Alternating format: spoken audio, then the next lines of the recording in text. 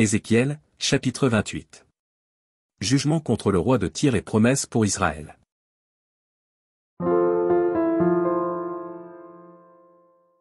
La parole de l'Éternel me fut adressée, en ces mots.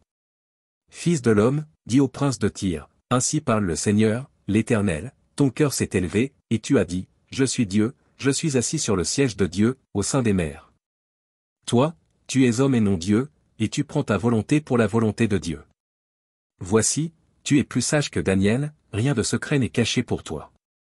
Par ta sagesse et par ton intelligence tu t'es acquis des richesses, tu as ramassé de l'or et de l'argent dans tes trésors. Par ta grande sagesse et par ton commerce tu as accru tes richesses, et par tes richesses ton cœur s'est élevé. C'est pourquoi ainsi parle le Seigneur, l'Éternel, parce que tu prends ta volonté pour la volonté de Dieu. Voici, je ferai venir contre toi des étrangers, les plus violents d'entre les peuples, ils tireront l'épée contre ton éclatante sagesse, et ils souilleront ta beauté. Ils te précipiteront dans la fosse, et tu mourras comme ceux qui tombent percés de coups, au milieu des mers. En face de ton meurtrier, diras-tu, je suis Dieu? Tu seras homme et non Dieu sous la main de celui qui te tuera. Tu mourras de la mort des incirconcis, par la main des étrangers. Car moi, j'ai parlé, dit le Seigneur, l'Éternel. La parole de l'Éternel me fut adressée, en ces mots. Fils de l'homme, prononce une complainte sur le roi de Tyr. Tu lui diras, ainsi parle le Seigneur, l'Éternel, tu mettais le sceau à la perfection, tu étais plein de sagesse, parfait en beauté.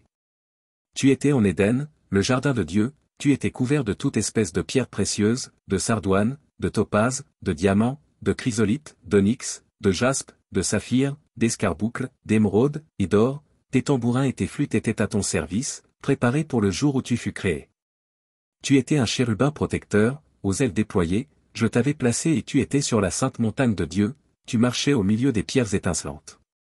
Tu as été intègre dans tes voies, depuis le jour où tu fus créé jusqu'à celui où l'iniquité a été trouvée chez toi.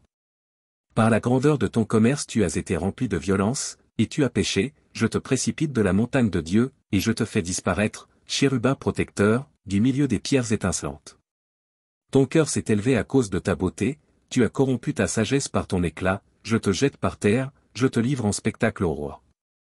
Par la multitude de tes iniquités, par l'injustice de ton commerce, tu as profané tes sanctuaires, je fais sortir du milieu de toi un feu qui te dévore, je te réduis en cendres sur la terre, aux yeux de tous ceux qui te regardent.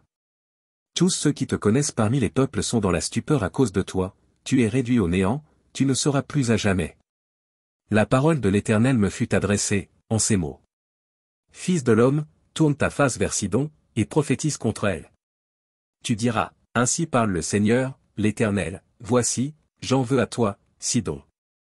Je serai glorifié au milieu de toi, et ils sauront que je suis l'Éternel, quand j'exercerai mes jugements contre elle, quand je manifesterai ma sainteté au milieu d'elle. J'enverrai la peste dans son sein, je ferai couler le sang dans ses rues, les morts tomberont au milieu d'elle par l'épée qui de toutes parts viendra la frapper. Et ils sauront que je suis l'Éternel. Alors elle ne sera plus pour la maison d'Israël une épine qui blesse, une ronce déchirante, parmi tous ceux qui l'entourent et qui la méprisent. Et ils sauront que je suis le Seigneur, l'Éternel. Ainsi parle le Seigneur, l'Éternel, lorsque je rassemblerai la maison d'Israël du milieu des peuples où elle est dispersée, je manifesterai en elle ma sainteté aux yeux des nations, et ils habiteront leur pays que j'ai donné à mon serviteur Jacob. Ils y habiteront en sécurité, et ils bâtiront des maisons et planteront des vignes, ils y habiteront en sécurité, quand j'exercerai mes jugements contre tous ceux qui les entourent et qui les méprisent. Et ils sauront que je suis l'Éternel, leur Dieu.